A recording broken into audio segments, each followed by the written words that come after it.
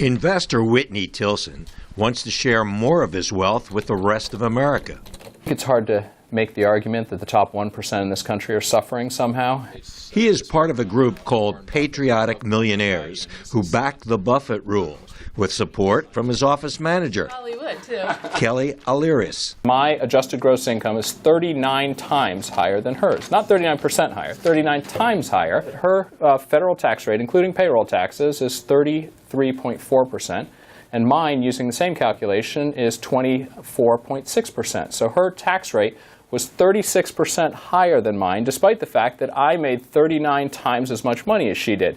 Should millionaires get a tax break because, and everybody else pay more? That doesn't make that? No, I don't think that's fair. The Buffett Rule gained traction after billionaire investor Warren Buffett compared his income tax rate of 17% with his secretary's rate of 29%. I think that people at the high end, people like myself, should be paying a lot more in taxes. And I know. President Obama agrees and proposes that anyone making more than $1 million a year pay at least 30% to the federal government. The time for action is now. Buffett and many other rich Americans often pay a lower tax rate because they make their millions and billions from investments and pay a capital gains tax of just 15%.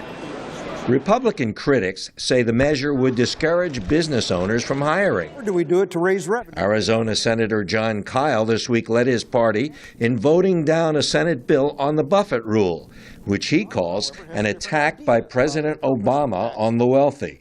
He thinks the government should take more from some people just because they're rich,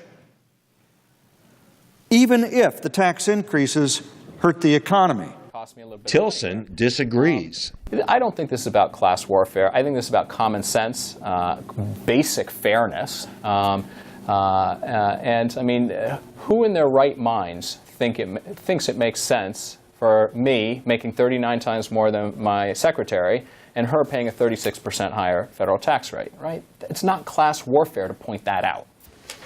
Tilson says the Buffett Rule is not a negotiating tool that Democrats are going to give up on. He calls it a must-have.